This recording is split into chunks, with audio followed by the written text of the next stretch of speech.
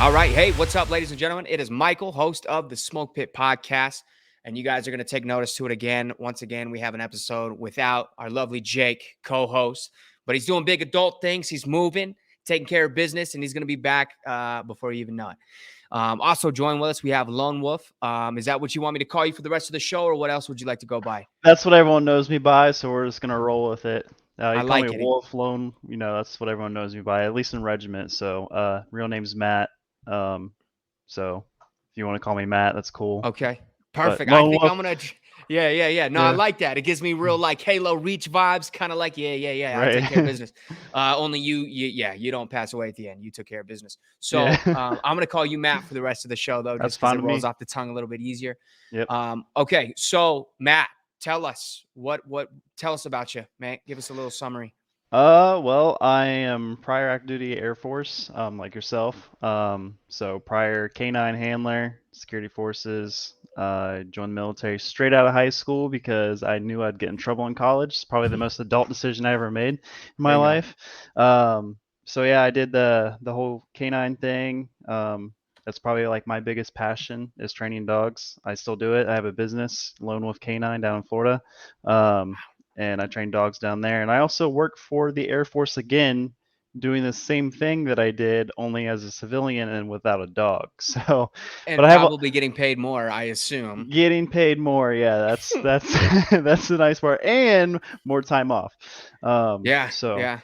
And that's yeah, funny because it's that's the contractors, man. That's what they'll sell you on. When you go over like overseas and do something, they'll be like, dude, you could just get out and you could do the same thing, but like three exactly. times more, you know? No, that's Yeah. cool. Go. Y- Sorry. No, sorry. You're good. And I mean, I've thought about doing the contracting thing, going overseas and stuff. Like, I just don't know. It's good money, and it's still like in the back of my head, but right now I'm enjoying. I live in Florida, but I'm here in Missouri right now because my Air Force sent me to Missouri to do a law Hmm. enforcement course. So that's why it looks like I'm in a barracks room right now. I look like I'm in the military still, but You're definitely I dorming it got up, it I looks got the like. cool Star Wars sheets. Well, there you go. Whenever I would deploy or do anything, if I had to have sheets, I'd buy like some fucking goofy sheets and Yeah. you know deck it all out. You mentioned that. You know what makes me so sad? I took a ODST flag with me on my deployment, Oh and yeah. I left it in the hotel when we had got back. Oh And wow. then, yeah, never saw it again. I was so upset with myself. Okay, so K9. How Yep. did that come to be? Is that something that was already kind of in your wheelhouse prior to doing K9 or Yeah. no? So, Okay. when I was in high school, we did like my school that I went to, it was like a career tech school. So basically you go and learn some type of career. Well, I was lucky enough to go through ROTC.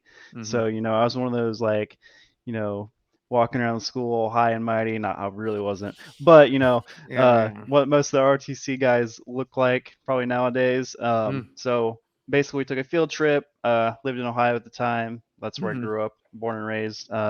Went to Wright-Patterson Air Force Base.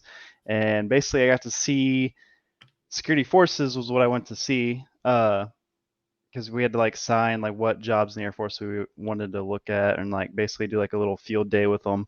Yeah, So yeah. security forces, I picked that, and they only showed us two things. They showed us CADM and they showed us K9. They didn't show us all the other stuff, the missile field side of things that you'd be doing, staying in the Yeah, gate, yeah.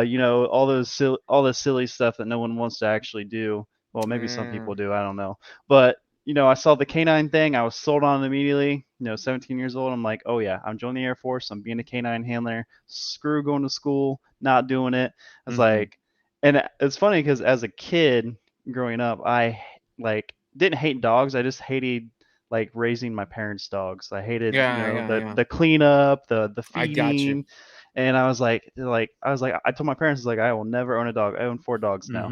Mhm. Two of my dogs, which are sport dogs, and I was like Yeah. I'm never doing it, no, not doing it, and the Air Force changed me, I guess, because I fell in love with it. So basically, join the Air Force as security forces. You got to do your 2 years as a like regular cop. Yeah. Well, I still didn't really do like regular cop stuff because they sent me to Malmstrom Air Force Base after basic training and tech school and all that good stuff. And Yeah, yeah, yeah. basically, I worked out in the missile field Yeah. in Montana where that area of Montana, it gets colder than Antarctica. Yeah, yeah, yeah, yeah, yeah. So one, I wanted out of the snow, out of the freezing cold as fast as I possibly could, and I knew I wanted to go canine. So day one on station, I'm already volunteering at the kennels, Yeah. um, and finally hit my 2 year mark. Put my package in, and then they sent me straight down to Lackland Air Force Base, and right where it all began, and became a canine handler. Greatest course I've ever been through. I mean, playing with dogs all day, every day. I mean, you can't really complain about that. So, No, you get can't. yeah. So became a canine handler. As soon as I finished school there, I got orders to Keesler Air Force Base in Mississippi. Um, Hidden Gym, of the Air Force. Uh, Yeah, my and buddies just got orders to there, so I'm telling you, so the nice thing about Keys Air Force Base is you're an hour from New Orleans, so Mardi Gras, it's a great time. Dangerous, but it's a great time. mhm. And then you've got like an hour 30 minutes to Pensacola, Florida. So Yeah. like the only thing that sucks about Biloxi, Mississippi, is that the beaches have like flesh-eating bacteria certain times of the year. So wouldn't Nice. really recommend getting the beaches. But as far as the state and stuff, can't really complain. Seafood's amazing. I love seafood. And now I'm in Florida, and I still obviously eat seafood because it's Mhm. like my obsession. Um, but yeah, so I was there. I deployed out of Mississippi with my dog. Okay. Did a lot of Secret Service missions for POTUS, VPOTUS, some like senators in Mississippi. Election time's always really big, so that was a great time. I got to go to the national championship game Mhm. for LSU versus Clemson. I sat in $20,000 seats for free. That was nice. Yay. Thank you, Yay. Secret Service. Wow. Um, Yeah. I got a picture in front of Joe Burrow's locker There with you my go. dog. Uh, I, I I think that's the reason why LSU actually won the national championship. If I'm being completely honest, Hmm. maybe not. Joe Burrow's great and all, Yeah, yeah, but yeah. yeah. So from there, I went to Korea, and then I got to Korea, and that's kind of where I was like, as security forces in the Air Force, once you hit a certain rank, tech sergeant, you kind of just like get booted back to being a regular cop. And I was Yeah. starting to get to that point where I was getting real close, and I was just like, nope. I was like, I'm done with it. I was like, I want to just train dogs. I want nothing. I just want dogs. And if y'all are already telling me like, hey, your time is like this, Yeah. I'm like, nah, I'm good. I'm gonna go do what I love doing, and then from there, I got out of the military, skill bridge program. Hmm. For people that are still in the military, I recommend it to everyone. Basically, 6 months before you ETS, you put in a package. You can go intern with any company um, that is basically vetted or can get vetted through the military. And I went through to Global Canine, stayed at Fort Benning. They let me stay there for free. Went to Global Canine, got to basically get another cert out of it. Mhm. So I got another trainer certification out of it, and learned quite a bit. Kind of learned how civilians do it versus how military does it, because there's kind of a difference. Mhm. Um, but yeah, that's where my passion is. And then, I started my own company down in Florida, and then I got a job to supplement because it's hard to start a company when you have no money. So, Yeah. Yeah. and the civilian life is hard, man. I'll tell you, it's not it's not as easy as people make it out to be, or some people make it out to be. Some people are honest about it, like, hey, it's like you might as well just stay in the military because there ain't nothing for you. Also Yeah, yeah, getting yeah. getting out, during the whole COVID thing, it's also really hard because everyone's locked indoors and no one wants to go out and do anything except for Florida, because no one did it. Everyone just normal day to day operations down there. Yeah, But yeah, yeah. Yeah, um, yeah.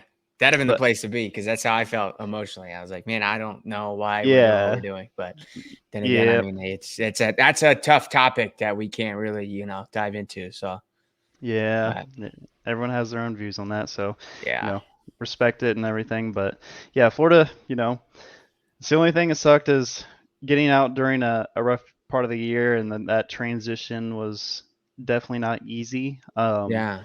And getting this like basically second job, second supplement of income definitely has helped a lot. I was kind of like, oh wow, the Air Force is help me out now again. That's cool. And then they send me to Missouri to go through a course that something that I went through for the Air Force, but they're like, Yeah. hey, we don't trust our own course, so here's the Marine Corps course you can go through. I was like, all right, cool, sounds good. Nice. Let's do it. So yeah, now I'm here in beautiful Missouri. There you go.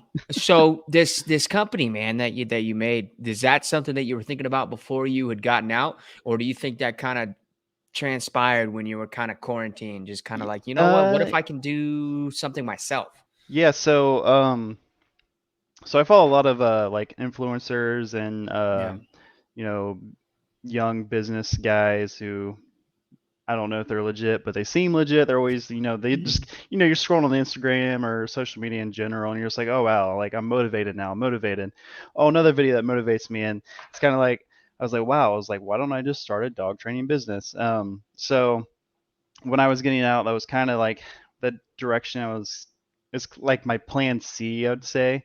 Mhm. Plan A was just to work for this company in Alabama. Um, Alabama Georgia line, Mhm. and I was like, okay, it's like maybe I'll just stay with this company. And then I was like, I already have a house in Florida. Why would I just move all my stuff from Florida and come up to Alabama when I know I love Florida way more, and I know I can probably find something doing the same exact thing down there. Mhm. Um, and I looked and looked, and I mean, they still call me to this day trying to get me to come work for them, and I'm just like, it's like, oh, I'm not trying to move to Alabama. I was like, so once I finished that course, I kind of was hit with like a reality check. Really, I was kind of like, crap. I was like, I'm about to be unemployed. Like I got 2 more months of, which was basically my terminal leave at that point. So Mhm. I got 2 months to like figure something out. And I was like, at that point, I'm just like, well, shoot. It was like, I guess I'll just start my own company.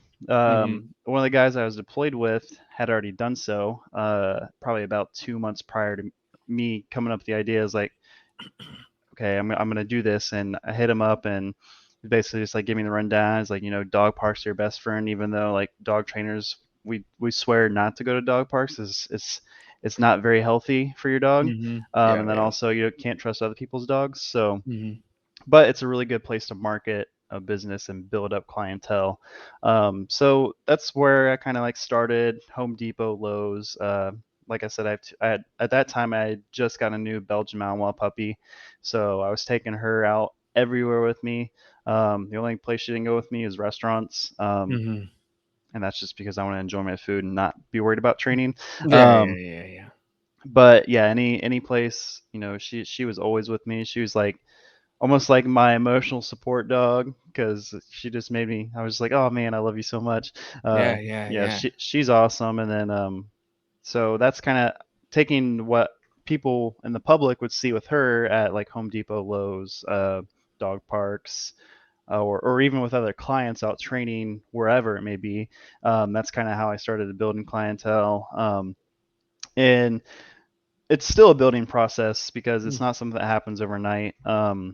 Especially in Florida, because you have so many other companies down there, and you have these big names who I see their end product, and I get a lot of their clients that come to me because they don't produce the product that I produce. Yeah, yeah. Um, and I like for me, for my company specifically, I give a lifetime guarantee. Like if you have issues that are developing over time, and we did like say a board and train program where your dog stays in my house, I train the dog for Mhm. 2 weeks. If it's behavioral issues, a month or whatever, then you have an issue down the road. I'm like, okay, cool. It's like send me a video or let's set up an appointment. We'll meet up. We'll look at the issue and resolve it then and there. I don't charge for that. I've already made you pay X amount of dollars. And once you're a client and once I've given you that basic foundation of training, and as long as you're upholding it and you're taking the things that I'm giving you and you're applying them, then I don't have a problem with, continuous support. And a lot of companies won't do that. They're just like, oh, well, I guess you're going to have to pay another $1,600 and your dog's going to have to stay here for 2 weeks. And during that time, like people financially, I mean, a lot of people are out of jobs. A lot of people are living off those, the STEMI checks and stuff like that. So Yeah. I try to take care of my clients, and I think that's where a lot of these big businesses, they kind of like get that big name in the beginning, and they kind of just forget about their clients, and it's just kind of like, okay, we're just making money now, like, it's like taking candy from a baby at that point. And for me, it's like, nah, I'm not like that. I'm not going to do that to someone. Um, I'd love to be some, rich millionaire dog trainer, but, I probably Hmm. never will be because I care more about taking care of the people and I care more about my name when it comes to my company and everything. So it's kind of how I feel about it. Well, I mean, as you should, right? Quality over quantity, man. That's Right. that's that's huge. And when you're dealing with something like that, like that's a long term thing, and you're Mm. that is an animal that you're teaching. You know what I'm saying? And Right. if you're not going to do it like to the best of your ability, then what are you even doing that kind of a job for? So I love that, man. I absolutely love that.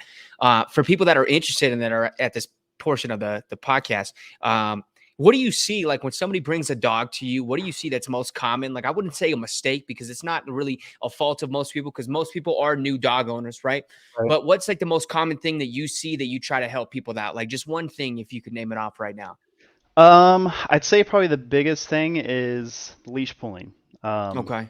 so a lot of people have issues with leash pulling, and that it's pretty natural for a dog. And Yeah. typically, what happens is it's like, say me and you were walking down the street, and I go to push you into the street. Well, you're obviously going to push back. Well, you have this leash between you and the dog, so you're holding the leash. The leash is attached to the dog. Every time the dog or you pull, the dog's like, what the heck? They're pulling the opposite direction. Yeah. We call it opposition reflex. It's a natural reflex that a dog, naturally has to Mhm. obviously go the opposite direction because it's not natural for the dog just to follow the pressure Yeah. unless it's like a Okay. prong call. Once you start getting equipment and stuff like that, then that's a little bit different. But if you're just have your dog on a leash, the biggest thing is teaching them in a positive manner, like, hey, stay next to me, like this is the fun zone, like you stay next to me, you're getting treats all the time, like it's a great time right here. You're walking out there, off sniffing, whatever, the lady a day before you left on the ground, Hmm. that's a no go. So the dog walking next to me, that's the fun zone. It's constant praise, treats and making the dog feel good and loved. Walking out and doing their own thing. Okay, well that's where we're just withholding the reward. The dog's not getting anything, and then the dog starts to realize like, hey, this is the fun zone. This is like, if I'm over Yeah. here, there's nothing cool over here for me. And it's really just building a relationship with your dog. So kind of like building rapport with your dog is kind of goes hand in hand with like leash walking, because if you don't have good rapport with your dog, then they're just gonna be like, okay, well, I'm not gonna listen to you. I don't really care to be next to you. Like, you have me on a leash, but like doesn't mean I want to be right next to you because there's nothing fun about you. And it's not that the owner's a terrible owner. It's just they just don't know any better. There's there's a lot of books and information and YouTube guys out there that they think they know what they're doing, but then this is like a typical thing in the dog training world. You fix one thing and another thing breaks, and it's just like a Yeah. constant thing that happens and stuff. But there's certain training methods that we can alleviate more things breaking. And there's a lot of trainers out there that they're teaching things that one are either outdated because there's a lot more research nowadays, and then Yeah. two, there's just people that just have no clue what they're doing and don't should not have a leash in their hand. um so yeah. Yeah, it's funny that you mentioned that because I saw that this morning, dude, and I was about to fucking fly out my window and start yelling at this kid because he was walking with what I assume was his girlfriend, Right. but he had a dog, and this is what he was doing the whole time. Yeah. And I was like, Yeah. dude, if he does it one more time, super, like I get it, like to a degree when you're like, hey kid, come on, come with me, Right. not the whole like this thing that you see a lot of owners do because it looks like they have no fucking business having a pet to begin with, right? And Right. I'm watching this dude and I'm like, man, but I'm like, I don't know. Like, I don't know if I can go out there and just start screaming at the dude. Like, I don't know if that's like Right. against the law or something, honestly. I mean, I know I'm a cop and all, but like, you know what I'm saying? I was ready to come out the window and be like, dude, if you tug that dog one more time, you know what I'm saying? But Right. I don't know. It kind of stopped as he went around the bend. But I was like, the stuff like that, man. I'm like, why? Like that doesn't look enjoyable for either party. The dog's probably like, "What the hell are you doing?" And the owner's just kind of like, "Why aren't you going the way I want you to go?" And I'm like, "That's not even fun for any party. Like, why is that even? Why is this happening?" You know what I'm saying? That's kind of Right. how I read that situation. But Yeah, it's tough, man. Like, and there's a lot of, and I see it all the time too. And it's just kind of like, and some that's actually sometimes how I've gotten clients. I see people out and about, and they're doing things with their dogs, and they're you see it in the owner's face because what happens is their dog's not listening. They get frustrated, and then the yeah, issue just gets worse and worse. And the thing with dogs is that they can smell the endorphins and the dopamine and everything that our body releases. So, mm, if you're pissed off or whatever, and you're already showing the emotions. Dogs are really good at reading body language. So if you're already showing the emotions and now they can smell it on top of it, your dog's gonna be like, okay, I don't want to be around this dude at all. yeah, Um, and the constant, like popping, like, like get get over here, like that's just negative for the dog because you're just constantly putting tension around their neck, and there's nothing fun. Like, okay, now the dog's next to you. What are you gonna do now? And be like, okay, cool, he's next to me. Like, no, you gotta reinforce the behavior that you desire, um, and that's where a lot of the issues are. It's just people that are uneducated. I mean, that's really what hmm. it comes down to. So I think laziness too has a portion to do with it because I've like my thing has always been too since like I think what was the term I'm looking for here? It's to make something a little easier for you. right, Convenience. Man, that I hate. I hate it. You know what I'm saying? And that's convenience has been like the killer of a lot of things. And I think for some people, they want to get a pet, but they don't understand that it's not as convenient as people think it is. It's not just you saying, "Hey, I want this dog and this dog likes me. Let me throw it in the house. We're good to go." Like, no, right, there's so much more that goes with that process. And it blows my mind that some people sit back and go, there shouldn't be that much work involved with me just having my dog. And it's like, then why do you have a dog to begin with, you know? But I mean, right, I don't know. Like you said, some of those folks are uneducated. And then you start teaching them a little bit, and they're like, you know what? This is actually a fun process. And then right. you might even birth somebody just like you, right? That wants to go Hmm. in and go do something like that. So there's always something cool with that too. On top of that. I kind of want to dial back a little bit. You're talking about Yep. deployments. Can you talk about any of those deployments you went on? Do you have any good stories from those? Because I remember one of our canine cats out there, man, loved the dude to death. And I have a couple stories we could talk about that briefly, but I kind of want Yeah. to hear your stories first if you got them. Yeah, I can. Yeah, I can talk about some stuff. Um, deployed in the Middle East, one of the cool things that I experienced was being deployed with the Green Berets. And there was actually a Green Beret that I worked with a lot, and he was a canine handler as well. So he Uh-huh. was like and I mean, he looked like me, the average Joe Smo, like just little white guy, just but this dude was a beast. I tell you what.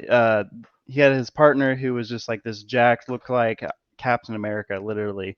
And he told me he's like, man, if we ever have any issues, like that's the guy I'm going to. I'm just like, I'm looking up at him like, you literally look like Captain America, and he literally looks like me. And I was just like, that's the Yeah. guy you're going to. So this guy had been through, obviously, he's a Green Beret, and then he's been through med school. He's done the canine thing. He's been through a couple different sniper schools. I was like, okay, this dude's like legit. I was So like, you're like, hell yeah. yeah, yeah. So the cool thing with him, his dog, who's retired now. I won't mention his dog's name just for you know keep that offline. But No, yeah, yeah, you're good. You're good. his dog was just an absolute beast. Yeah. And the dog they got from overseas, he was trained at a company who's a failing company now, but trained by a company in the U.S. And this dog, man, we would do this thing called building searches. Basically, send the Uh-huh. dog in. Dog basically hits all the door seams and then responds on the door by aggressively scratching or barking the door. Super Hmm. scary for like a suspect or something in like a law enforcement capacity. But his dog, special forces dog, so it's a little bit different.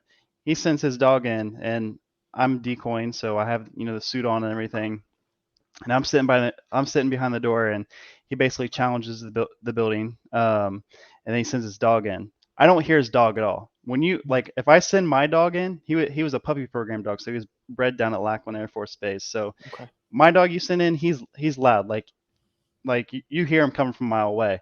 This Yeah. dog, this dog literally walks in, and I'm telling you, I'm pretty sure this dog was walking on his tippy toes because you could not hear a peep. And when he got to the door, their response is a little different, so they trained it differently. He basically stares at the door, looks over at the handler, and then stares back and just locks onto the door and just like freezes. And I don't hear anything. Next thing I know, the door kicks open, the dog just comes at me. I'm just like, holy shit. I'm just like, I Yeah. was not Yeah. ready for it. Like, cause I didn't hear the dog at all. And every like pretty almost every single security forces or just military law enforcement dog, like you hear them coming from a mile away. Like they're Hmm. amped, they're ready to go, they're barking, scratching, losing their minds. But no, this dog was silent. And Yeah. Jeez. there was one time the dog went in for a building search, and there was some guy overseas, I guess we were looking for in a building, and he had jumped out the window, Hmm. and the dog was on, I think, if I remember correctly, it was a third story building. Yeah, it was on the third story. So the guy jumped out the window, and the dog's on the third floor, and we're like on the second floor because the dog, we had like radio, and we had like a bunch of cool stuff on him, Hmm. GoPro, and so we can see him the whole time. And Hell next thing yeah. you know, the dog just like sees him go out the window, and the dog goes out the window with him. Dog lands from a third story building, lands on the ground, gets up, shakes it off, good to go. And Jesus, I Pete, was man. like, okay, this dog needs to go to the vet. Doesn't care. He's like, he gets his toy and everything. And the handler, praises him up, and he's like, yeah, we need to go to the vet. So go to the vet, and sure enough, he didn't tear anything, didn't break anything. Like he's fine. Dude, let's go. It's like if I was to jump out of a three-story building, like I'd be crippled the rest of my life probably. Oh, So absolutely. I Yeah. was like, okay. I was like, yeah, you're a badass. I was Yeah. like, my dog's a badass and stuff, but your dog's, he's legit. So a lot of those things that his dog did, I actually gained a lot of tips and tricks and stuff and started instilling in the basically all my dog training. Um, Now he's I think he's officially out of the army as well now. So he's doing his own like detection dog training. He actually breeds labs and trains them for like TSA and stuff like that. So Oh, and that's his cool. his dog's retired at home, laying on the couch, just living the life up. And Dude, as it should. Yes, sir, man. I love to hear that. All right. yeah, Sorry. my dog is still unfortunately still working, but my best friend's Mhm. currently the handler now with him, and that's one thing that sucks about the Air Force compared to like Special Forces. Special Yeah. Forces, you stay on your dog the whole time. The Air Force, you go to a different duty station, you get a different dog, so that's the only thing that kind of sucks. But I say my first dog's probably the biggest bond, just because we deployed, we did Secret Service stuff together. Hmm. Um, we experienced probably, well, while I was overseas, I experienced my like first, I guess, like real like bad scenario, and he kind of like helped me get through that like emotionally, because that's something I never like really felt with a dog before. I never really felt that strong of an emotional bond with. Yeah. Do you want to talk about that a little bit more, or it's up to Well, you, man? I'm not gonna push it. yeah. So basically, it was basically just a regular law enforcement thing. Responded to a suicide, right? Hmm. And suicide, well, we assumed, everyone just assumes suicide ideation, because you're deployed, you get a lot of those calls. They're just like, usually it's someone back home is concerned, or Yeah. a lot of the times it was like some spouse was like, thought they were cheating, so they just thought it would be cool to call and say that they're not mentally stable right now. And Yeah. so basically, we respond to the situation, and I'm the first one on scene. Doors locked and everything, and can't get in there. Fire department arrives, and I was like, it feels like, I don't know. You said you were law enforcement. Yes. Okay, so whenever you get to like something like that, it just feels like time is just like going up by like super, super, super slow. Hmm. Like everything just slows down, because like at that point I'm like, okay, this is probably legit, because as Yeah. I never responded to anything like that before. Definitely didn't think it would happen on deployment. Like I would assume like back stateside and stuff like that. Yeah, me neither And though. I've never actually responded to an incident like that, but just going mhm, through some of the training, I can only imagine that in real life that it slows down yeah, immensely. oh yeah, So, it feels like I mean, I was only there for like 30 minutes and it felt like it took 2 hours, but Yeah, and everyone's wow. just like everyone else is arriving on scene while the fire department's trying to find keys. And finally, I'm just like, screw it. It's like we're just kicking this door in, and Mhm. we kick it, we break the lock, and that's when we find out it's there's like something behind it, and it was a dresser, um, or like a dresser wall locker type thing. Um, Finally, we jimmy it open, turn the lights on, and the other guy, the second guy that responded on scene, he was the first one through the door. He's just reacting. He's like, "Holy shit!" And I was like, "Okay, now I gotta look in there. Look in there." I assume the dude's like already dead, but he stabbed himself, and there's just blood everywhere. And I'm just standing with my dog. I'm like, "Shit!" I was like, this is not this is not good. So, and Yeah. you have everyone around who's just like freaking out. So like we had our flight chief. She was like, she was a reservist. Mhm.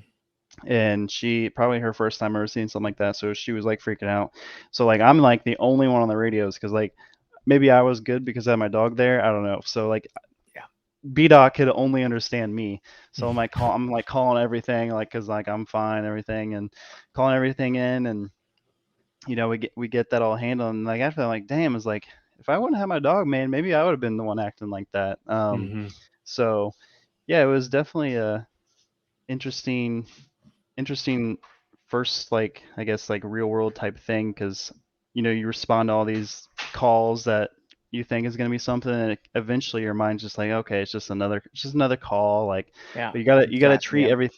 everything like it's your first time going to it, and yeah, that definitely kind of like brings you back like, oh shoot, like okay, well, it's like this stuff can actually happen, and it was really unfortunate, but yeah, another thing is I had really bad leadership over there as well. So everyone who responded on scene got like, and maybe this is just an Air Force thing, but they got like a week off of work. Meanwhile, I was going back to work the next day. Granted, Yeah. granted, I was cool with it. Basically, the commander for our unit did not like canine because Yeah. he was prior active duty, and he got denied to go canine. So he had this. We Wow. all felt like he had this personal vendetta out, and he kind of like the He probably perception, did. Yeah. the perception we had. As many times he screwed us over, we were just like, okay, yeah, it's like this, especially after the whole suicide thing. I was just like, it's like, damn, it's like you're gonna get all these guys off a week, and I was like, I didn't complain to him, I didn't complain to anyone. It was, everyone in the kennels were just like, yeah, it's kind of screwed up. It was like, but if I'm being honest, it's like I'm working with my dog, I'm working with my buddies in the kennels. We Mhm. were we were just like a kind of like a closed like group of guys. We just all hung out, kind of stayed to ourselves, and because we didn't feel like it was hard to feel welcomed to working with any other security forces people just because of that reason. You have a commander who basically talks down on K9, and that was kind of like Sweet. my first like it's kind of like my first straw, like because before I was ever K9, and actually when I was at Malmstrom and Kiesler, I Mhm. had a fantastic leadership. When I was Yeah. at Yeah. Malmstrom, like one of the best commanders I've ever had, Major Shepard, and then I had a fantastic commander down at Kiesler who absolutely adored K9. Like he's like, you guys want training equipment? Bet. You want to go do a cool course? Awesome. Here you go. But this is like my first time where I was like, wow, like this. That's what people say. Deployments can Yeah. make or break. If you have bad leadership. Yes. So Yeah. so yeah. That's embarrassing though for on his part because I mean, dude, dogs are dope, man. On one Oh hand, yeah. they're man's best friend, and at the Oh yeah. same time, in the military, they can be your best friend, Yeah. especially the drug sniffing dogs, dude. Yeah, Or exactly. just bomb sniffing dogs. Because my Mhm. story, my first real world story, it ended up being a fluke. It wasn't actually a bomb, but it was Right. one of the chemicals that they had used on the actual vehicles. There was also one of the chemicals that they used for some of their bomb making Mhm. crap, right? And we got this brand new dog out there, and I'm gonna have to talk to you about a couple names, see if you know these canine handlers because they were so cool, man. I loved them to death Right. when we were out there. But we had like our first official dog sit, man, and it Oh, was so okay. funny because we're just sitting there, and it's like it's true, and it's the truest thing in military freaking history, man. It's when you just it's another day, it's the same thing, it's just we're responding to the same stupid thing, and that's usually the time that something goes wrong because people are just either getting complacent or they're just not Right. checking things properly, right? So we're just sitting there bullshitting, man. We're like, we're gonna get off in a couple hours. I'm gonna go to bed, whatever. I was working night shift, love night shift. Oh my goodness. Also because it was 130 fucking degrees out there, right? So I only got like the 80 degrees until I went to like the restroom during the middle of the day. Like I wake up at like 12 o'clock in the afternoon, like, man, I gotta pee, and I walk outside. I'm like, but it is what it is. But we're sitting there just bullshitting, and the one of the guys from the VSA walks in there, and he's like, "Hey, man." We're like, "What?" He's like, "We gotta go." We're like, "What?" And he's like, "The dog sat." We're like, and we all get up, we freak out, man. We go, and it ends up being a fluke, but it was kind of goofy. And I kind of have this kind of question geared towards the end of this. That dog kind of sat for the next like week and a half, and we kept having dog sits over and over and over and over again. Hmm. But it's like I can't even fathom having a commander that wouldn't like a dog sit, or wouldn't like dogs, when Right. if we didn't have that dog at that gate and that happened to be an actual explosive, Yeah. that would have made its way onto the installation because it was already on the installation, the way that things were set up. I can't give specific locations, obviously, right? Right. But they finally we as a whole, like, military, finally fixed that fluke in the system where they were already on, and then we had to kick them off to say that you can't come on. Weird, Right. right? But situations like that, and then how can you sit back and say that, nah, the K9 guys are fucking whack? And it's Yeah. like, cool. And then that explosive woo comes onto the installation. Hey, congratulations to you. So with that, though, my question to you is, why do you think that was? Why do you think that dog kept sitting? Because it was new to the location, or what are your thoughts on that? Yeah, so there's a lot of different variables that can go into it, and it really comes down to the handler to identify what those variables are, so that way we correct that in training. Mm-hmm. Sometimes it could be literally, someone was touching some type of chemicals, and dogs' noses. I'll just throw this out here right now. Like dogs' noses are super, super strong. So, we walk into a burger joint, we smell, McDonald's. Say we walk in McDonald's, we smell McDonald's. We all know what McDonald's smells like. We smell the French fries. We smell the burgers too. Dog Mhm. walks into McDonald's, they smell the lettuce, the bun, the ketchup, the mustard, and they can identify each. And Mhm. they smell whatever oil McDonald's using, whatever chemicals they got in the French fries, It's cool, whatever man. whatever the nuggets are made of. So what happens is, and this Whatever actually, the nuggets are made out of. I like that. yeah, I'm sorry. I just like the and, way you do that in it. Like, yeah, facts. and what happens is that even if someone were to touch like one of these chemicals that are used in a compound to make an explosive, so say if it's like, even if it's something like, you know, so ice packs actually have one of the chemicals that are used to make an explosive. So say someone's touched like ammonium nitrate or a sodium chloride or something along those lines, and they were literally just to touch like the door handle. A dog will literally respond on that. Now we try to teach dogs for explosives to explode at a certain point, like to sit at a certain point. So basically, it's, Mhm. it's called saturation point. So we want the dog to respond in like the most amount of odor, but there's still like a minimum for explosives. Now drugs, residual odor all day, because you get residual odor, you got probable cause, you can search Mhm. your vehicle, all that good stuff. But explosives, it's like, okay, because sometimes people are transporting like something that may have a little bit of residual, and it's like not enough to be like super combustible. It's actually going to harm anyone. Yeah, yeah. Like a little shit. Like sometimes people will come on base and they'll accidentally have like ammo in their vehicle. Some dogs have really good noses and they can smell through the casing, they can smell that gunpowder, and they're like, oh crap, black powder. Like, yep, like we're gonna respond on that. And then ED comes out like, oh, it's just a 9mm round, they left it in their car from hunting. So literally just a fingerprint of that odor getting on a handle, or that's just one of the variables. And then you have the dog has a false response. It's a fluke, right? Mhm. And the dog is false responding on this vehicle, and now it's like, okay, the dog needs to do some training and do some remediation because he had a false response and there was nothing there. So what happens is sometimes handlers get lazy and they don't do that remedial training, and they go out, the dog does the same thing, and they're like, okay, well, why is the dog doing it? Okay, well, you didn't try to fix it.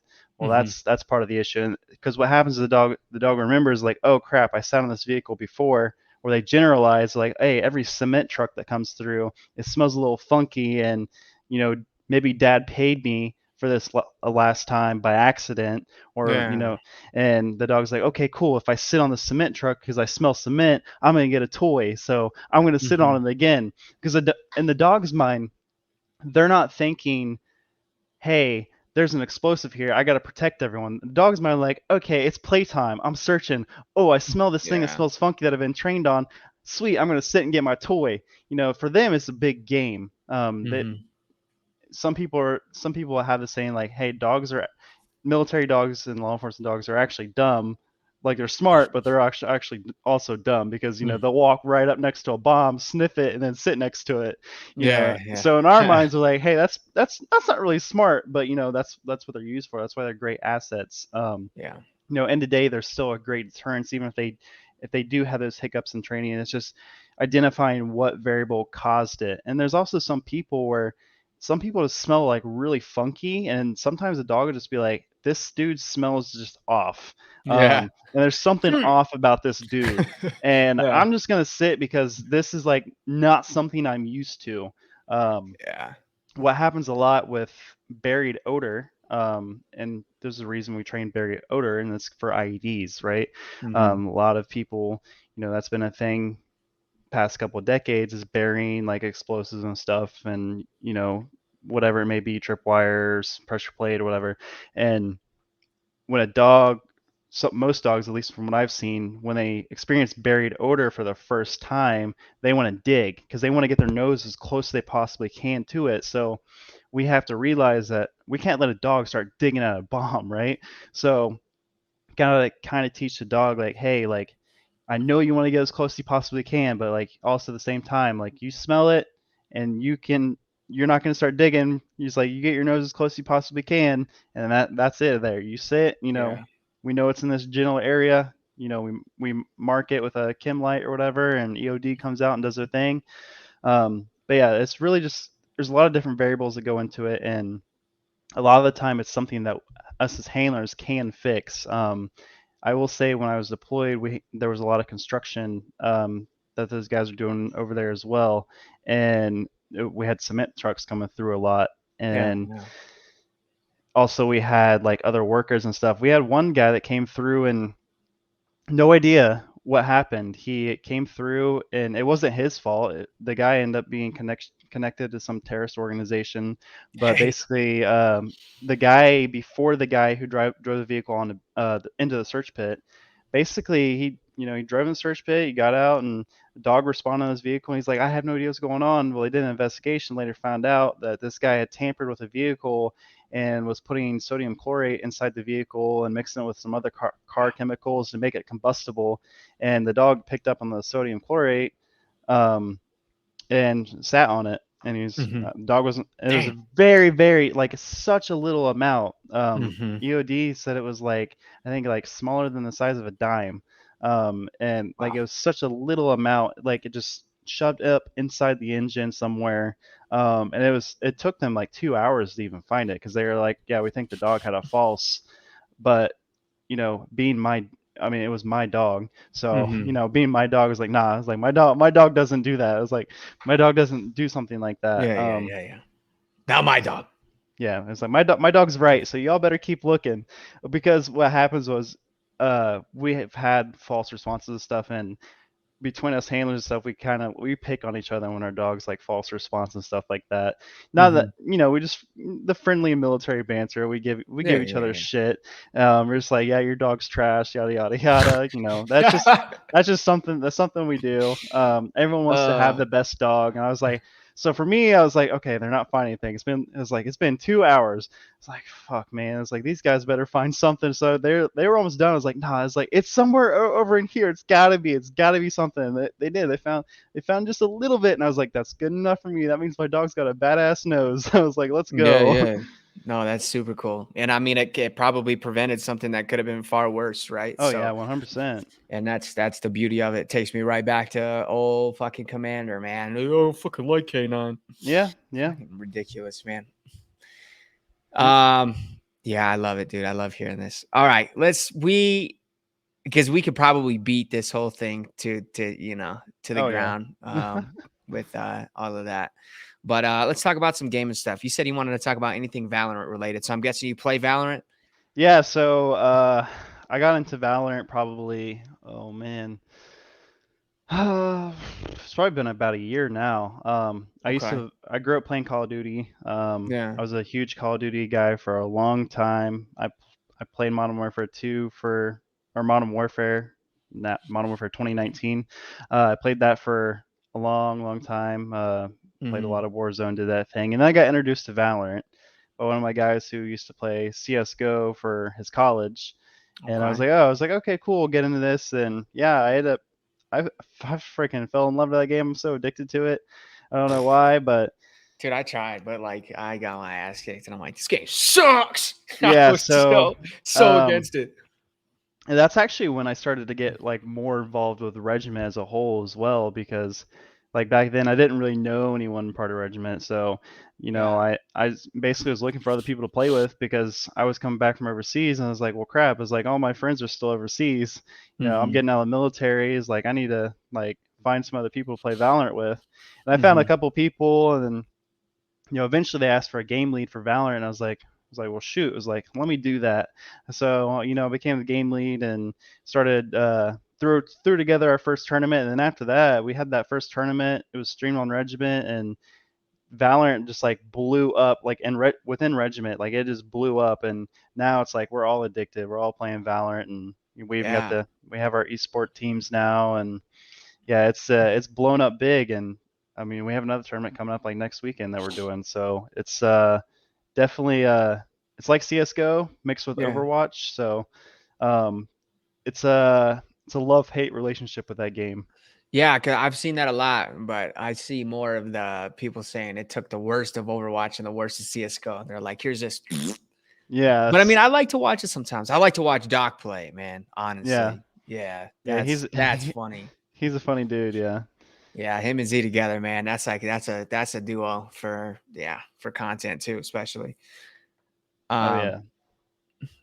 yeah, I just can't do it, dude. I tried to get into Rogue too when Rogue Company came out. I was like, yeah, I'm really digging this. I'm really digging this. But then I soon realized that like I just unless I just didn't give a shit at the time, like I just can't get down and like get competitive like that on mouse and keyboard. I've been playing Xbox since 2004 and I started on Halo 2, you know? So I've always been controller and then I try to like go knee deep into some Rogue Company and I'm like yeah, and I can't do it, dude, you know? Right. And then when I try to get into Valorant, I couldn't, but I do have to admit I like some of their designs for, like, their guns and shit on Oh yeah. Valorant, man. Yeah. Sometimes I'll They see have them some drop cool one and I'll be like, skins.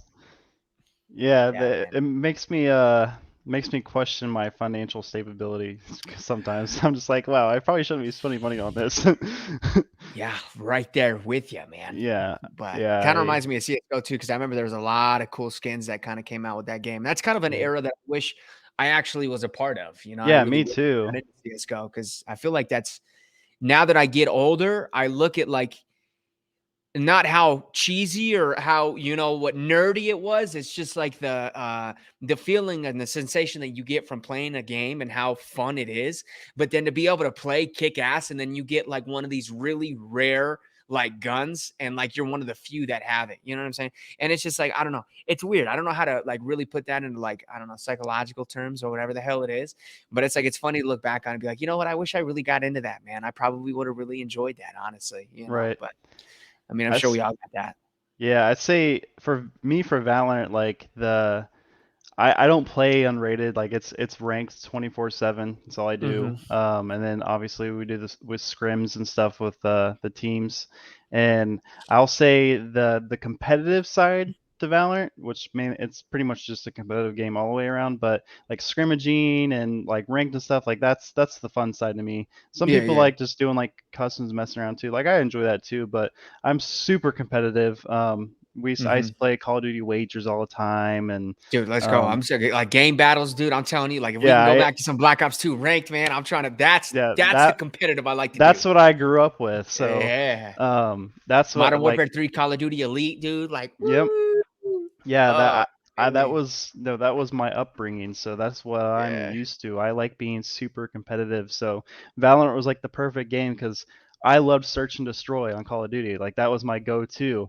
So I was like, oh, Valorant. I was like, Yeah, yeah, heck yeah. I was like, you got to plant a bomb or defuse it. I was like, sounds yeah, good to me. It sounds just like Search and Destroy. A lot different, but it's got that same like basic foundation yeah. that I liked about Search and Destroy off of COD. But yeah, that's all I play. The only thing I wish Valorant had is to where I could just talk shit to the other team like during in between rounds and stuff. But Yeah, yeah. I think we all got spoiled with that back in the day, man. Because when we're talking Call of Duties, man, Black Ops 1, okay. I'm a fanatic for World at War 2. There's yeah. something about that aesthetic that I just super miss, right? But Black Ops 1 and Modern Warfare 3. Oh Like yeah. Modern Warfare 2 was cool and all, but that's not my era. Now Black Right. Ops 1, that's my era. Black Ops Right. 2, obviously, I think was everybody's era, Oh right? yeah. But Black Ops 1 and Modern Warfare 3, man, just did the trick for me. And Modern Warfare 3, I liked it because it was so freaking gritty. Like it was so just war, like nasty, like you got on and like, I mean, it sounds kind of weird to say this, but you really felt like not really felt like you were killing people, but yeah, you got on Yeah. like you killed somebody and you were like, yeah, I Yeah. killed you. Like you're done. And then you see the money fly and you're like, yeah. Yeah, as But a like search kid, and you're destroy like, those, yeah. yeah.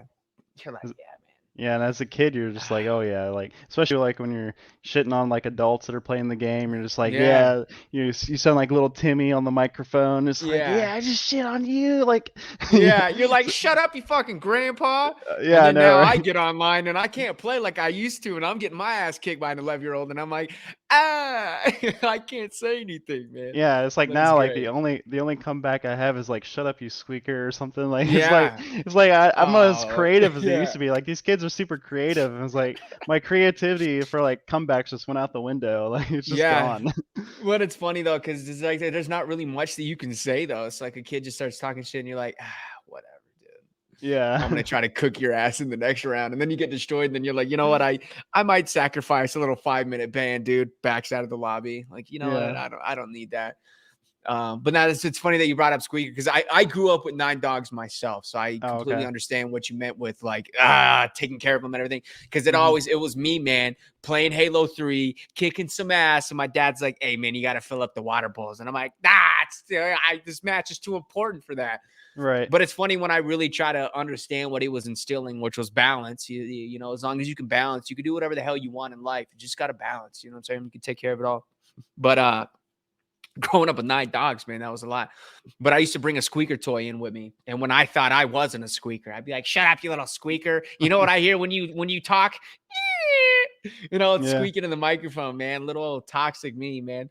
But yeah, I definitely remember that. But Black Ops 2, man, like that's it pains me because I always try to tell my buddy about this era because I always go back and I watch like the really old phase ill cam montages. I'm talking Mhm. like 1, 2, 3, 4, up until like 35, you Right. know, and I'll never forget that fucking trick shot on high rise, dude. I think it was FaZe Ramos that Oh hit it. yeah. But every did the host migration shot, man, and Yeah. they're playing that Logic song in the background, and then whoo, but it's like I Yeah. That showed this to my buddy, and he's like, I just don't get it, man. And I'm like, how can you not, man? Like, this was the time, man. that was the time. Like, oh my God. And that's like, that was literally, we treated that like it was a job back in the day, dude. We would go to school, come home, and then we would get on the Xbox with our little G Fuel or our gamer subs, which was real big too at the time, right? Yep. And we would just sit down like it was our job to hit a trick shot every day. Just like, I gotta do it, I gotta do it.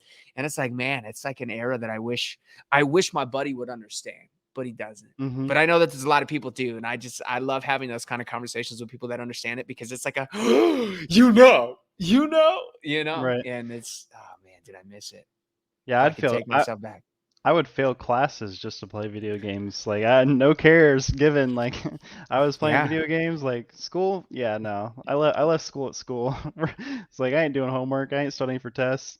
It's like Call of Duty. That's what's important right now. Yeah, So, dude. I think I took Black Ops 1 on like a school field trip one day on my laptop, dude. My oh mom's wow. like, after I downloaded it, I guess since it was connected with Steam, I could still play it without having to have the disc anymore. My Right. mom's like, "You can't play that Black Ops game without the disc, right?" And I'm like, "No, mom, of course not. Just leave, I can just leave the disc here." And yeah, I was able to play it, and it was pretty fucking sweet. Or the disc was still. It's so long ago, dude. Otherwise, I think the disc might have still been in there, but I don't know. Somehow I was able to play it. I'm sitting there on the freaking bus, dude, just playing zombies. I was literally playing zombies like this, dude, on the laptop, like with the keypad thingy. man. Oh, Oh, good hell times. yeah. That's so funny to think about. Yeah. That's the one thing Ah, I loved. I would stay up till like 3, 4 a.m. every single night trying to get, set the next PR for zombies like round or mm-hmm. whatever. I always loved what was that one map with the rocket? That was like my favorite map. Ascension. Yeah, Ascension. Yeah, Yeah, yeah, yeah. that was my. Classic, I dude. love that map. It was just so easy to run. Zombie trains, or I think we used to call them something different back then. But yeah, I it's so think easy. I remember, but I don't want to say it. But I think I know what Yeah, you're yeah, talking about. Syndicate Project. I used to watch him a lot as well. Yeah. And that's where I got the inspiration from. But yeah, I loved that dude was hilarious back in the day. Oh yeah. But yeah, zombies. Me and my buddies we'd stay up so late, and then we'd have to like we'd be on like on a 3-way like house phone call or whatever. So we like Yeah. we'd all have our house phones. We'd have to swap them out every now and then because we had to go put it on Yeah. the charger and grab the other one because we didn't have like FaceTime and stuff like that. Mm-hmm. Um, or God, that's crazy though. You saying Syndicate, man, it reminds me of like White Boy 7th Street and like Zerg Grizz, dude. And we're talking oh like the man, classics, man. yeah, And I still like to, because Black Ops 1 is like my all-time favorite game. right, So I still like to go on YouTube and watch like the videos, like White Boy 7th Street, like playing my first Call of Duty game, like all of those cats from back then, because it's yeah, so cool to watch somebody play that game for the first time and be like, I remember doing this. And it's so cool it's like a refreshing, nostalgia, of course, but it's like right. refreshing. But just you saying Syndicate, man, that's Syndicate part. That's crazy. Oh, Yeah, I remember times. watching White Boy 7th Street. My mom's like, "You shouldn't be watching that guy. Like he's saying a lot of bad stuff." And I was like, "Yeah, but he's funny." Yeah, It's he's a like funny guy. I was like, "Trust me." I was like, "I hear worse than Modern Warfare 2 lobbies, so Yeah. we're good. We're good." God, that's hilarious, man. God, that's good times. Zombies, woo. Because I was talking to, we brought on, his first name is Brandon, but yesterday I recorded with him, but his name is They Call Me Doc on, uh, what's it called? Discord. Yeah. I hate Discord, by the way. God, Discord's phenomenal, but man, he was like, "Yo, add me," and I try to add him, and I'm like, "I swear to God, it took me 30 minutes just to find the student, add him." And I'm like, "Why does Yeah. Discord make it that hard? Why can't I just go to the search bar, type your name in, and then go add?" You can't Right. do that. That's It how it doesn't should be. exist. Yeah, Yeah. right. Discord's like, nah. But what is it? Squirrel, right? Right. Hmm. Black Ops 3. I re-downloaded Black Ops 3 the other day, just so I could play Zombie Chronicles, because I was like, man, I wanted Okay. to see these maps updated. And I always refused to play it when it came out the first time because I was like, gobblegums are for dummies. You're little Right. kids. I don't like gobblegums. And then Yeah. I ended up playing some of the maps, and I was like, oh my god, dude! Like going back on Verruct and it being updated, I'm like, yo, this is some Yeah, it's creepy different. shit, dude. Nocturne on Totem, man. There was, and it's funny. I'm gonna uh telling myself here a little bit. It's not really telling myself, but growing up, I was always a Minecraft head too. I don't give a shit Oh what yeah. anybody says, man. I loved creative mode, but the number one thing that I did the most in Minecraft, it wasn't play survival. It was remake zombie maps in creative mode. Oh wow. And dude, I used to love it. I can tell you right now because I played and rebuilt Nocturne and Totem so many times in my. I hope nobody challenges me, but right now, by heart, I could make Nocturne and Totem on Minecraft right here, right now, dude. I literally did it on my deployment. I mean, some people are gonna be like, you were able to play games on your deployment. I'm like, fuck yeah, Yeah. I was. Believe it or not, they actually had a Modern Warfare 3 collector's edition out there, unopened. I was like, can I take this? And they're like, no. And I'm like, why is it here? Because it's not being open and I Right. want it. And they're like, maybe someone will want to play it someday. And I'm like, no, one doesn't open this. I'll buy you Modern Warfare 3, but you give me this. And no, I never got to take it. And I think somebody actually opened it a couple days later just so they can read everything in it. And I was heartbroken when I walked back into the MWR. But what can you do? Right. But yeah, going back on those classic maps, man. And yeah, I used to just love rebuilding the zombie maps. I don't know why. I just have this fascination with the way zombies, like just the concept of it, just the concept of you. And that's where, like, I know before we started recording, I was telling you about like short stories. I used to like writing short stories. My obsession, I've always liked zombies in general. I love The Walking Dead, dude. To like, I don't care. They can make this show for the rest of my life. And every Sunday, I'm gonna tune in, man. I'm gonna be there. But I love the concept. And that's why I think I like a lot of these battle royales, is just a simple, you being put into a situation where it's only you and you need to find out how to survive, right? Right. And that's why I play this game called Scum. I love that. You spawn Yeah. into an island, and it's a phenomenal game, man. Yep. And I play on an actual Walking Dead server. It's really sweet role play. So for all those people, you can talk shit all you want, but I love role playing. But it's that concept, right, of being stuck somewhere, having to survive all by yourself and really pulling through. Like, it's just that really neat concept. And that's why I think I've always liked the concept of like the zombie maps in general, where it's just this massive playing field and it's just you. And you're like, okay, where do I go? What do I do? What's the best strategy for me to survive here? You know what I'm saying? Right. Yeah. It's like Yeah. hard to explain, but it's so cool. Yeah.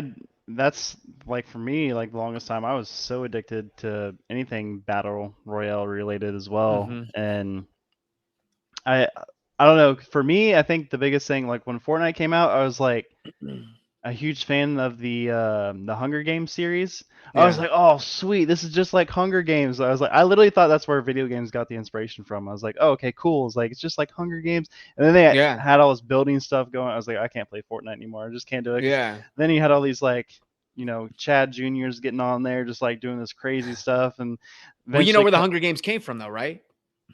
Not the actual no. movie, but you know that was a Minecraft thing, right?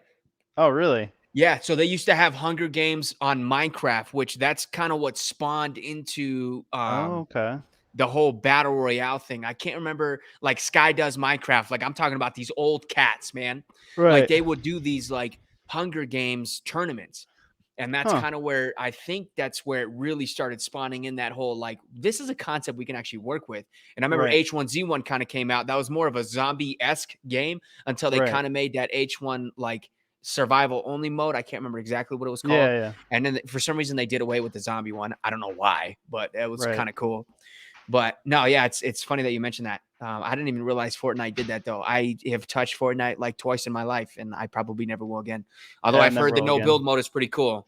I did, yeah, I did hear that. I Have you probably still tried it or won't go no? back. No, I haven't. I haven't No. went back to it. I think I still haven't installed my computer, but I have like a bajillion games still installed on my computer that I don't touch. Um, Yeah, and I think like when it first started coming around, and it was like this was like I don't know, like 5 years ago, right? 6 years right, ago. Like when the hell did it come? I don't know. I was like 18, 17, 18, right? So I'm like, oh, that's too childish for me. It needs to be more like nitty gritty gangster, it's like blood, whatever, blood whatever. everywhere and everything, Yeah. But now I'm sitting here and I'm like, I just don't give a shit, you know? Like if it plays well, I'm cool with it. And it's Yep. like the cartoony thing, like it's almost like I'm in this position now where it's like, I guess it's like the whole like being confident in yourself, right? Just how like some dudes can't even fathom walking around in pink. Me, I don't give a shit. It's not like I'm gonna go out of my way to wear a pink shirt with pink shorts. You know what I'm saying? But Yep. it's like if I'm wearing pink, like I don't care. Just like if I'm dressed as banana in a video game, like 5 years ago, I would have been like, if somebody's like, you're dressed as a banana, dude, what a little bitch. And I've been like, oh, don't say that. Let me change to the Yeah. Terminator or something. Now I'm going to be like, hell yeah, bro, this banana's about to beat your ass. You know what Right. I'm saying? So it's kind of funny to think about, but I don't know. I don't know if I'm going to try Fortnite or not, but I mean, it doesn't hurt. I mean, the game's free. You know what I'm saying? So that's kind of Right. where I'm at now. I don't want Yeah. to pay for a game just to be like, wow, this was trash. Yeah. But Right that seems to be now, happening a lot these days. right now, like I think gaming's just at a weird state. It's like almost Oh, it hard to is. like, it's hard to find a game to enjoy for like at least more than a couple of weeks because Yeah, you all these can't die. games, yeah, all these games come out and it's just like there's just either not enough or just not enough heart into it from like the developers and stuff, and It's you just just get it like unfinished. yeah, you just get like a ship like Cyberpunk when it came out, and Yeah.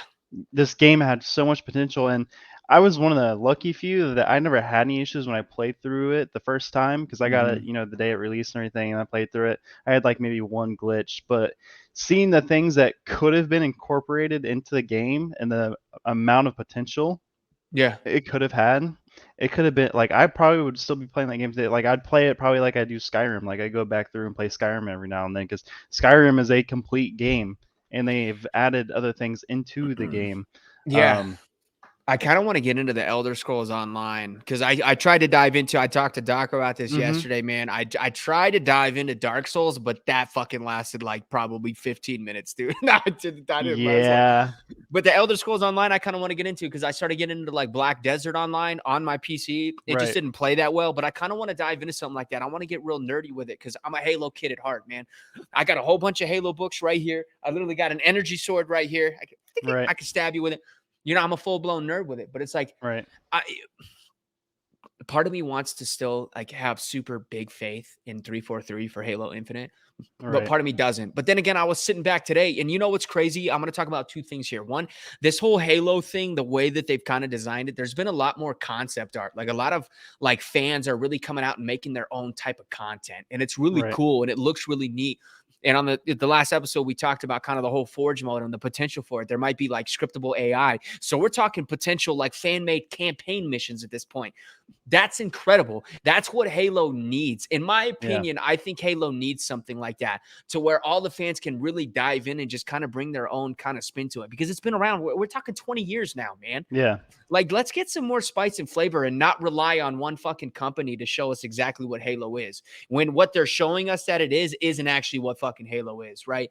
But that's just kind of, I feel like I can say that because I've been playing it since 2004 and I've been reading the book since like 2005 and 6, like the Right. Fall of Reach, dude. I've reread that book over and over again. It's a phenomenal book, man, if you really want to understand John's story, right?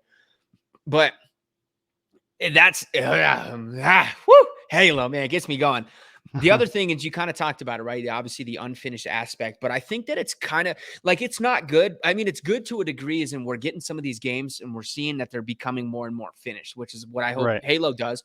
I told Doc that I kind of wanted to play 2042, man. I really do. I really like kind of where it's headed, but I think it's kind of a gift and a curse right now. But I'm starting Mhm. to see that in the community a lot more. We're starting to find a lot more people that are no longer impatient. They're more, you know Right. what? Hold on to that game for another year and give us a really good product versus come on, give us a new game, blah, blah, blah, blah, blah. Right. Now we're getting to the point where now people are starting to understand why people work on games for so long. Yep. And so when we get a product, we get it and we go, oh my goodness, this is amazing. But I mean, it's existed since the fucking dawn of video games, You look at Right. Halo 2, the amount of content that was stripped from Halo 2, but still, when that game dropped, it was still a phenomenal video game. I'm sure it Yep. probably had its issues, you know what I'm saying? When I was like 6 years old in 2004, but that doesn't mean my little beady fingers weren't on that big Duke Right. Xbox controller. I was still balling it out, man, trying, right? But I think it's kind of like a gift and a curse. And I think we're gonna get to that point where like you see Call of Duty finally stepped up and decided to change their shit, right? We Right. don't need a Call of Duty game every year. What do we need a Call of No. Duty game every year for? It's the same shit. We're just shooting the same people. It's just, and then for some reason they were like, yeah, man, we're gonna throw it back to Vanguard. We're gonna throw it back to Yeah. some freaking World War II type shit. Nobody asked for that, man. I didn't even yeah, I didn't even buy that one. So Yeah, me neither. I uh played the free beta too, and I don't know if you played that, but I had I didn't even play no the fun. beta. So Cold War is where I stopped with Call of Duty completely. It's because I played the beta for Cold War and I was like, Yeah. it's whatever. I only bought Cold War for zombies. Like that was my only reason why. Yeah. And I was kind of actually I shouldn't say I was let down. Um, I was until they did that Outbreak game mode. And me and my buddy did Outbreak is that. fun. And Yeah. yeah, I freaked out. I'm like, dude, this is like open world zombies. Like Yeah. they need to do something with this. Like Yeah. zombies needs to break off and do its own thing. Like they Yeah. can really do something special, in my opinion. But Mhm. it's funny that you mentioned that. The only reason I downloaded Cold War is because I thought it was going to be a remake of Black Ops 1. Look at me, foolish. But they did bring a lot of Black Ops 1 content back to that game. I saw that Right. they actually brought the original Galil. Did you notice that? Yep. Mhm. Dude, and I kind of want to. I just uninstalled it like 4 days ago, and I might reinstall it again. Just to You try it know, out. yeah, just the way it goes. But I was a big fan of Modern Warfare. Doc says he wasn't a big fan of it, but I was. I need to call him I Brandon instead loved of it. Doc. But Yeah, did you, I loved Modern Warfare actually. That was the first time dude? I enjoyed a Call of Duty in a long time because I Yeah, didn't like Infinite Warfare, Advanced Warfare really. I But liked Modern Advanced Warfare. Warfare. I admit Oh, that. okay.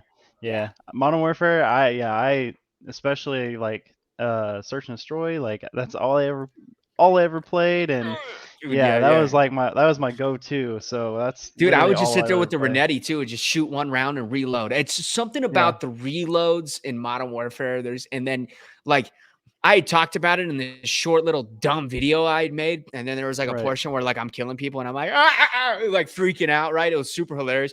But I was like, there's no, like, I haven't felt the satisfaction that I feel when I kill somebody in Modern Warfare on a Call of Duty in a long time. Oh yeah, For yeah. some reason, there's this like, and this video games are bad for kids. They're making them serial killers. No, dude, when I play Modern Warfare and I get a kill, like that's the one game where I'm like I said earlier, I killed you and I felt it. I feel good. This really does sound serial killer type shit. But like, I don't know. It's a well designed game. And it felt gratifying because I remember that was a big talk for a certain amount of time where it's like you play Call of Duty and you just don't get that sensation anymore. You kind of Right. you don't even feel like you're killing anybody anymore. Like you're just kind of like Call of Duty, whatever. And for me, Modern Warfare, I felt like brought that back. It brought back that satisfaction. Like when you're actually going around getting kills and you're like, I'm doing something. Like I'm actually doing something meaningful in a Call of Duty once again. Not just trying to rank up and get Master Prestige. And all of a sudden there's a Prestige after Master Prestige. And I'm like, Yep. well, what's going on here? Yeah. But I love Exactly. Modern Warfare and I'm excited. I saw they're talking about new gun mechanics and kind of the way things are operating. I don't know if you've seen that tweet yet. Yep. I saw Kind of that. interested. But when I Most tell you advanced Call of Duty they've ever made, apparently. Advanced Warfare 2, this is Call of Duty. That's how I feel Yeah. every time, dude, they do a Call of Duty. They say that at the end. This is Call of Duty. It's like, well, Yeah, I then know, what the right? fuck was last year? Yeah, I love that. But I'm interested though. And it's funny too because the whole community felt the same way that I felt, which I was so happy for because there's like certain things that I just freak out about. But I'm so Right. happy that everybody saw the logo and goes, "Yo, we need it." And I'm like, "Yeah, dude, I need it too." Yeah. Yeah. Take my So money. yeah, I'm excited. I don't know about you, but this year I'm buying. Like I am buying. Yeah, I That's when am I fix my financial situation, but I am buying. That's for sure. for sure. Yeah. Yeah. God, that's good. Well, I want to for a little bit I kind of want to dive a little bit deeper, man. I want to get I know I feel like this is a good time though, you know. Mhm. But I kind of want to talk about you spoke about stress and anxiety and I kind of want to Mhm. cut into that a little bit because that's Yep. a big thing for obviously a lot of military folks in general.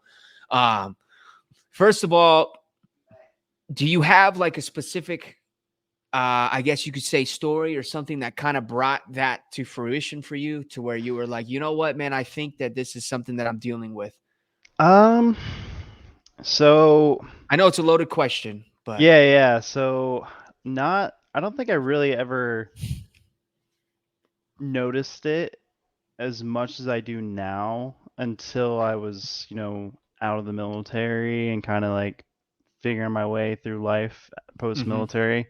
Um I think a lot of it had to do with I was constantly, on military time, military life, I was constantly Yeah. going 99 miles per hour, never really had like an actual like break, like just to like actually think for a minute. And Yeah. I It's think Josh was talking about that too on the first episode, the mhm, compartmentalization. yep, I have to say that word so slow because I butcher it every time. But right. yeah, no, that's yeah. Okay. So yeah.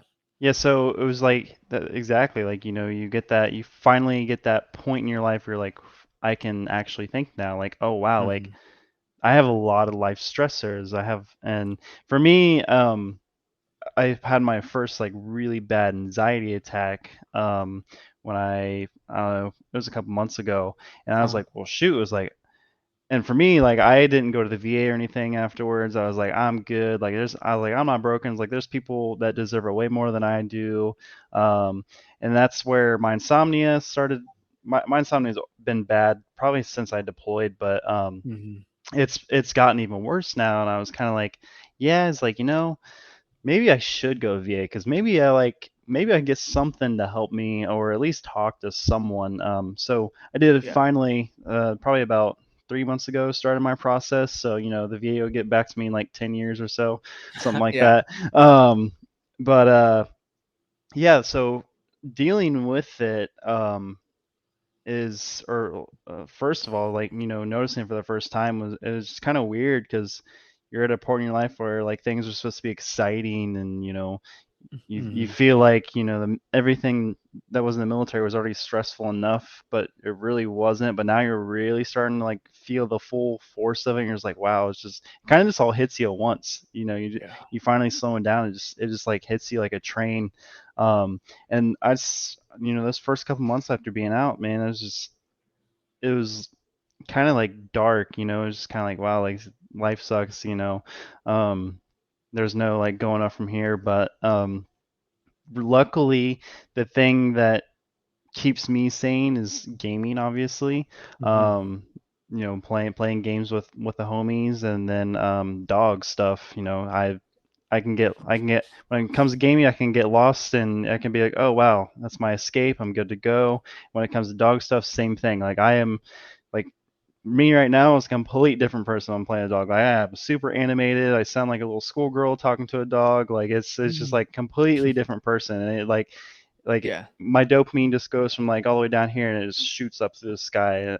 Especially when a dog like does something I want them to do that's Yeah. had issues in the past. And Well, I if think you it talk to a dog like you would another human being, I'm gonna look at you and be like, "You're weird. I don't want to have anything to do with you." it's just I don't like care how tough you how are are, you man. how you Yeah. doing, bro? Like, no, it's like, oh, Yeah. hey, Yeah. it's like very animated. It's Yeah. a complete different person.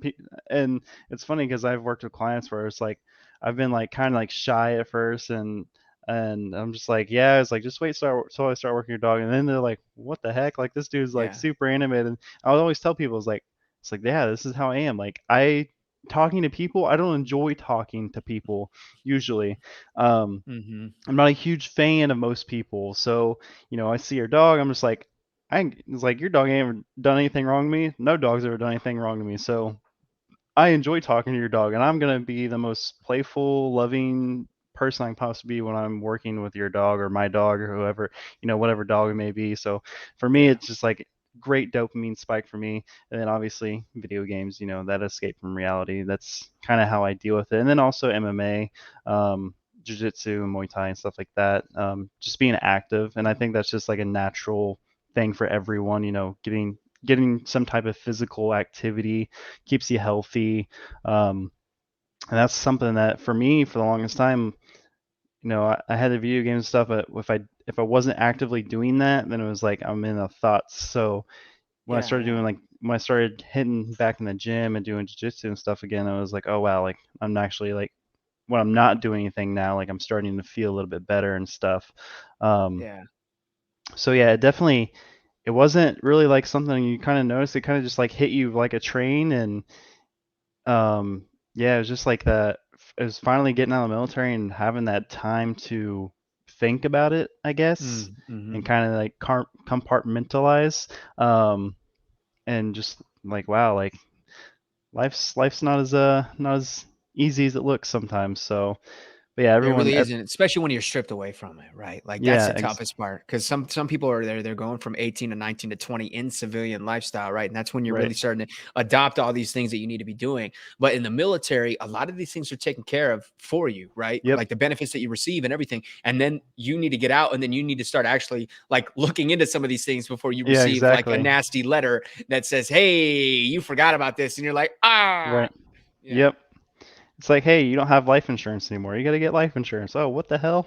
Yeah, Hey, yeah. you don't have TRICARE anymore. Oh shit, I ain't got TRICARE Yeah. anymore. But yeah, no. Yeah. Yeah, But that's yes, well, and it's funny too because well, it's not funny, but Joshua kind of talked about it. And he said, one thing that you never lose really from when you get out of the military, because he's been out, I think, for like now 12 years, just about 11, right. 12 years, is that compartmentalization, right? Mhm. But it's just when you get out, you're able to focus on a couple things a little bit more than you would. It's no longer Exactly. that waking up at 0600 in the morning and realizing, it's now work time because I, I don't know. I don't want to ever lose that. I don't know about you, but I love it Right. because there's been a Yeah. couple days and we're all victim of it where you wake up a little bit later than you should have. But then you Mhm. realize in that moment, you kick into gear and you've never put your fucking uniform on quicker in your life. You've never shaved quicker in your life. Yep. You've never brushed your teeth quicker in your life. You're out the Oh door yeah. and you're a minute early and you're like, how did I get here? Right. And then Yep. now it's like you get out and you don't have that anymore. You kind of wake up in the morning and now I'm just kind of putting words in other people's mouths, but like you wake up in the morning and that's not there. Like you wake up and Yep. you're kind of in that position where I guess you can think about things more, right? Right. And he kind of talks about that. The compartmentalization is it never goes away, and it's got its pros and cons. Just like where somebody's going to bring something emotional to you, and you're not going to respond as emotional as an average civilian, right? Right. Depending on what you've seen, what you've been through, and somebody says, "Hey, man, my cat just died," and you go, "That sucks. That's Yeah. tough, but we're gonna get through this." And they're like, "How could you say that? Why aren't you hugging me and crying me right now?" You know, and it's like, as cops, you usually don't hug people in any scenario that you usually respond to, right? Yeah, shit like Yeah. that, right? But yeah, that's tough. So with you getting through a lot of those, i.e. scenarios, or just Hmm. when you start to fall into a mentality like that, what advice do you kind of have, and what have you kind of used to kind of, I wouldn't say kick yourself right back into gear, but what's something that you've been utilizing yourself that kind of lets you sit back and go, but I got this, man. You know, I got this, you know. For me, the biggest thing is kind of like just controlling my breathing. First things first, like controlling my Okay. breathing, and just like breathing and like exhaling slowly. And just like thinking to myself, like, "Hey, I can only control like what's going on in this very moment in time."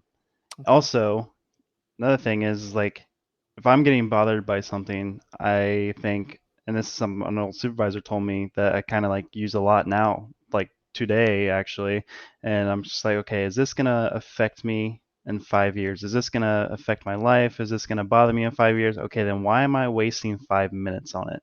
Why Mm-hmm. am I stressing over this thing when it's not gonna have anything to do with me in like probably like even a couple of hours or a couple of Mm-hmm. days or 5 years or at any point in my life. Like, so like why am I stressing over this? So it's like thinking there's, and it literally is, just it's breathing and just stopping and like basically coaching yourself, telling yourself like, hey, you know things down, you can't control what's going to happen down the road. So if you're stressing about what's going to happen next month, you have something you have to do next month and you don't think that you're prepared for whatever, why are you stressing about it now when You could be doing something about it. you could be doing something about it to improve Yeah. yourself.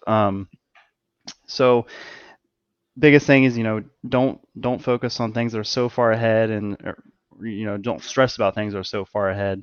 And Yeah. also, if it's not going to affect you, then why waste time on it? Yeah.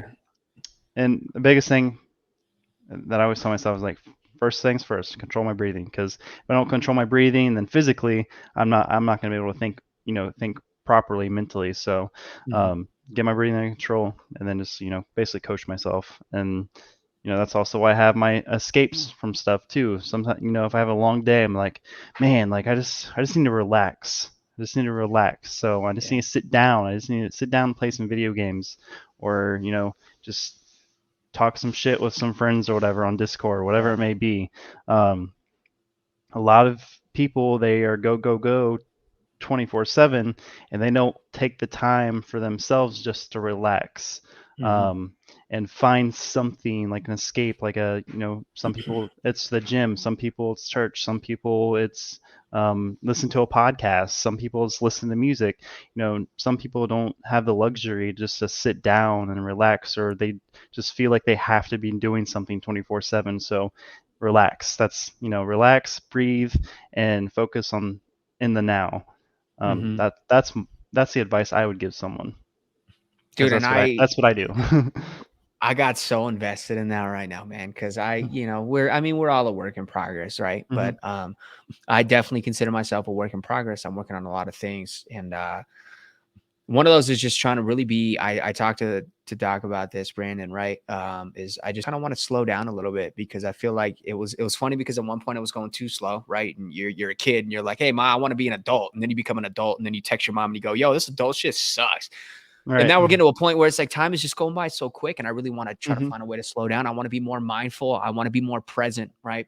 And I like that you're mentioning the gym because I think the gym is huge Right. in the aspect of you need to find a way to enjoy the process. And that's where I'm Mm-hmm. at now. Because when I first started going to the gym, obviously, BMT, right? And prior to Right. BMT, when I was trying to pass the pass test for PJ, but that wasn't going to happen, right? Right. Because as soon as I got into the swimming pool and realized I needed to do what I needed to do underwater, and then I Oh came yeah. up 10 seconds later, like, Yeah. yeah, that No, wasn't going to happen, wasn't right? for me. Yeah, I was like, you know what? I'm going to leave this to the professionals. But at first I'd go to the gym and I'm like, man, all these people are bigger than me. This shit sucks and it's going to just take too long for me to get there, man. This is ridiculous. Like, why can't I just fucking enjoy my life now? That's how I felt. And then up until about 7 months ago, I was like, fuck the gym, dude. Like, fuck the gym. Yeah. And then 7 months ago, I tried to get back into it. Didn't really work that well. And then about 4 months ago, it got real serious. Like, I went to the gym and this is what I did. I was like, you know what? First of all, stop being a fucking idiot. Okay. Second of all, because I need to be aggressive with myself. That's just my nature, right? Right. That's how I like my information delivered. Put it in a fucking pie, slap it in my face, and I'm like, tastes nice. Let me go do it. Yep. That's me. So I go to the gym and I was like, I'm not going to take in anything besides a notepad and a pen. No music, no nothing. My goal is to sit here and work out and take care of what I need to take care of and remember some of the workouts that I used to do. So I would go around and I really started working on it. So now I do kind of like a chest tries, shoulders type deal, and then Right. back buys and abs and and then I'll do my legs. And I'm really hitting legs heavy because the boy got the chicken legs, so I got Right. to take care of that. But we're getting there, dude. I'm finally starting to see muscle on my legs. I'm so excited. There you go. But I got to the point where I started enjoying the process, man. Mm-hmm. Like when I go to the gym, I'm going to the gym because I know that I'm bettering myself every single day versus like just trying to reach the end goal. But like, I'm going to go to the gym. Now, if that fuels you, like, hell yeah. Like, hey, I'm just going to go to the gym every day because I know a year from down the road, I'm going to look great. Fuck yeah. Sweet. Right. Hey, that didn't work for me. But what does work for me is enjoying the process and simply understanding that every single day that I go to the gym, I'm bettering myself. I am literally 100%. getting myself off my ass and I'm going to take care of myself. So later down the road, my body will thank me. That's how I take in, process that information. And it's been beautiful for me. And then now I'm trying to really dabble into kind of like meditation and just trying to be more mindful. Yep. Mindfulness is huge for me right now. And just reading. I really want to get back into reading. And that's I just kind of want to slow down, and I Yeah. really want the opportunity kind of to dabble in all that. And that's kind of where I'm taking a break from some of the other things. Right. But I like that you said that.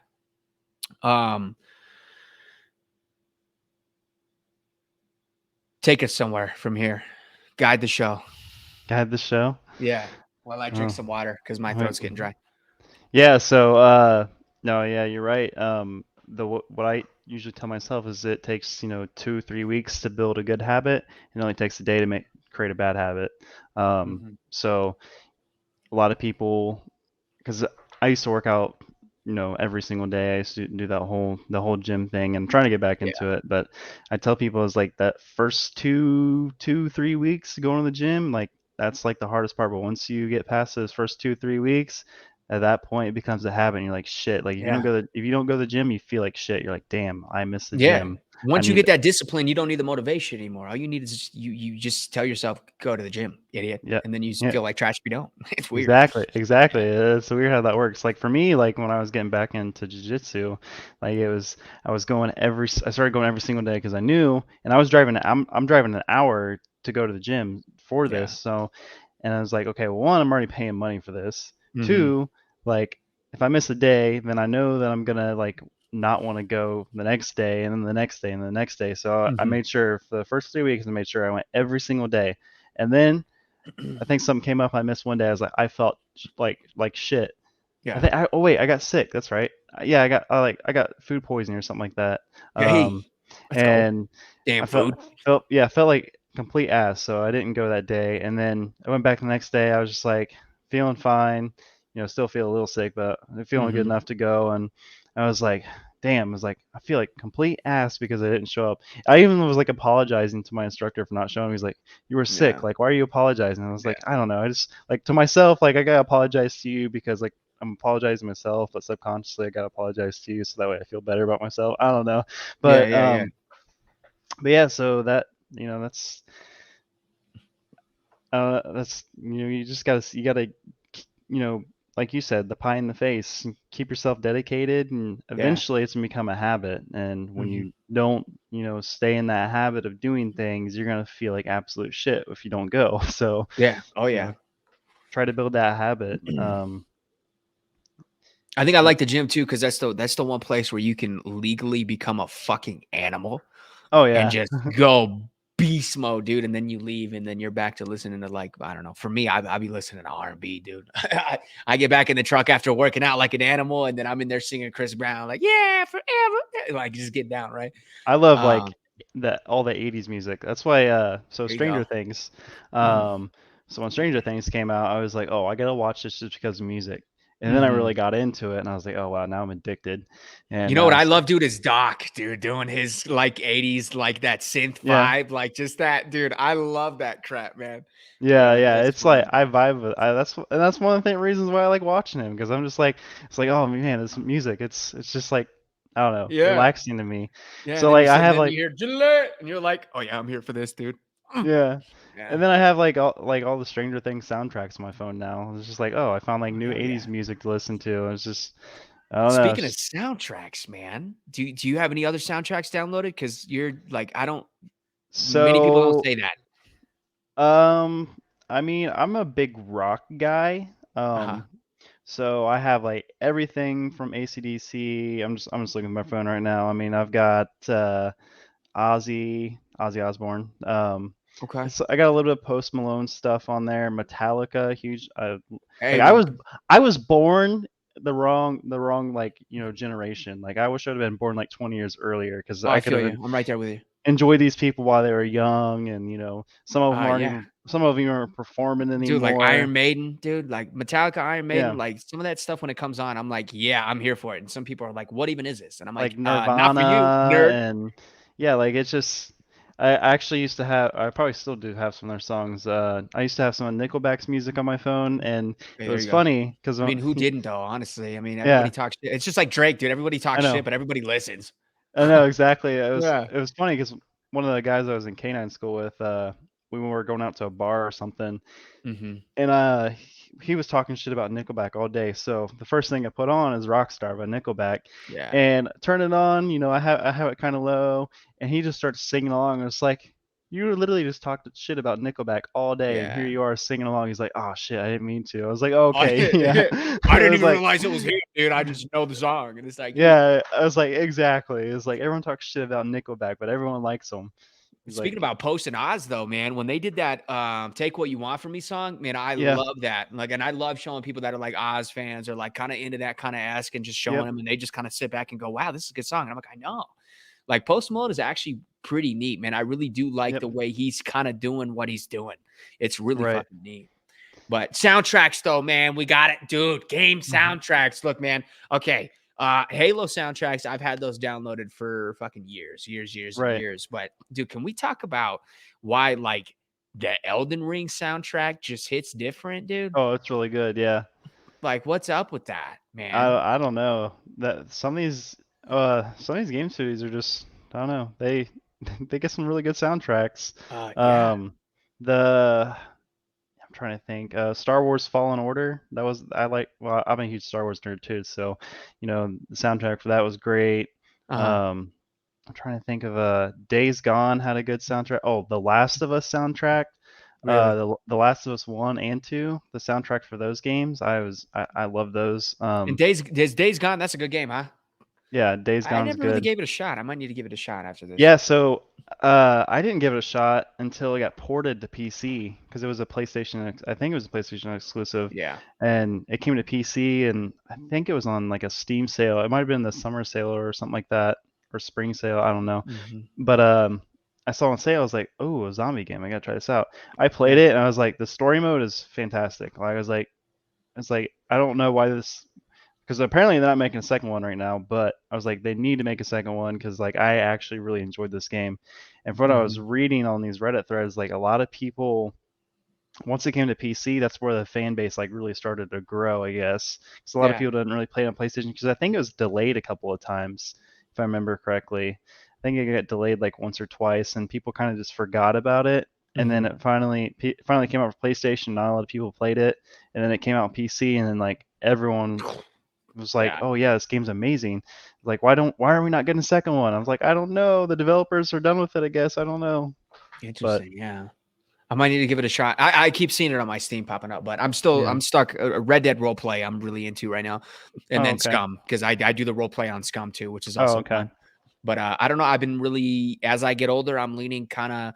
I think it's kind of funny because people are like, ah, you nerds, you Yagi, I do role play. But it's like the older I get, the more interested I get into it. Like I said, the voice acting too, I think would be a really cool realm to give a shot because it's just like it's just fun. You know, it brings another flavor to the game that's just not simply there in the base game. You know, you have Right. to bring that creativity to the playing field, and that's what I like. That's what I love about that. But Exactly. um, trying to think about another soundtrack that I remember was good. Call of Duty, I've always appreciated. I mean, Black Ops 2, I remember seeing this little TikTok and it was just like, hey man, we're gonna be making this new game called Black Ops 2, and we're looking for this the multiplayer theme. Doesn't need to be too crazy, but just give us whatever. And then it's Right. just like somebody going, they're like, why did this guy go so crazy for that, man? And it's like Right. now that I think about it, I'm like, yeah. Like they probably just asked him for some multiplayer theme and he gave them some fucking rave.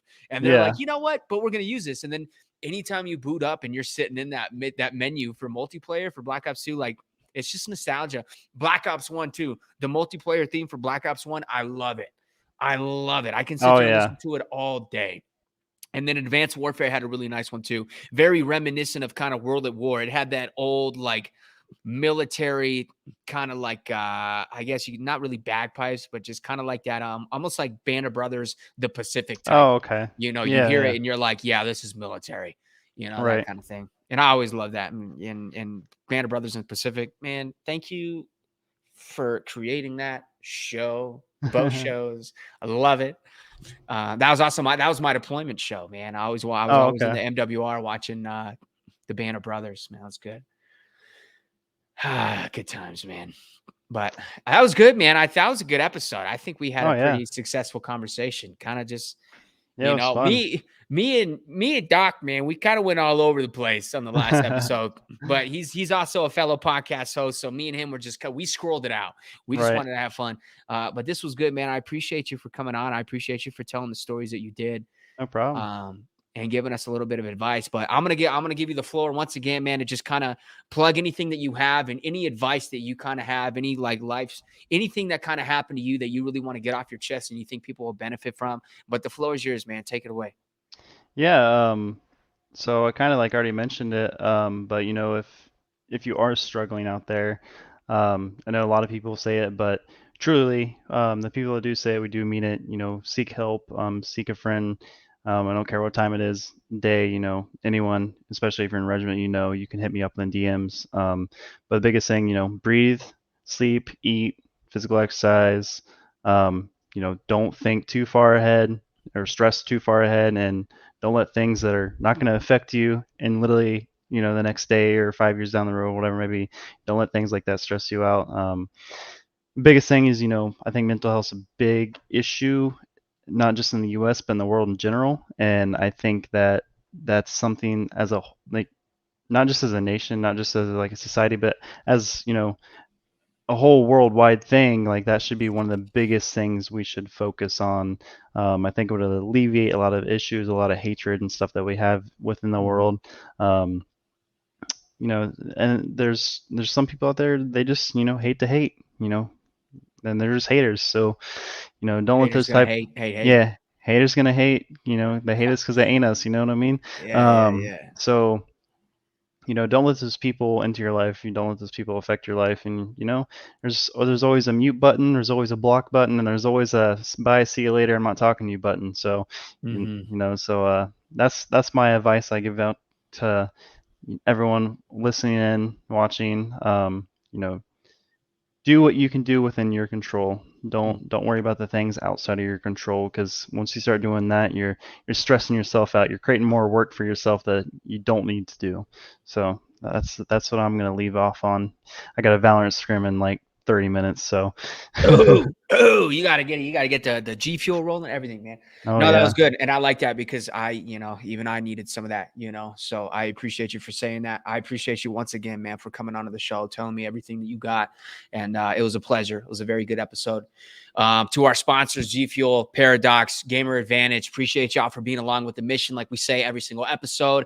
Along with that stack up, we appreciate you guys and everything that you guys do for military, veterans, and alike. It's incredible combining both of our missions together and what Regiment and everybody else has done. It is absolutely incredible. If you guys have anything you need to talk about, you can always join the regiment. Hop in that smoke pit, man. The smoke pit is a very good place. Hop in, get something off your chest, man. And everyone's here to talk to you. So it's been an incredible episode. We appreciate you guys for tuning in, and we'll see you guys in the next one. sounds good. Thank you, sir.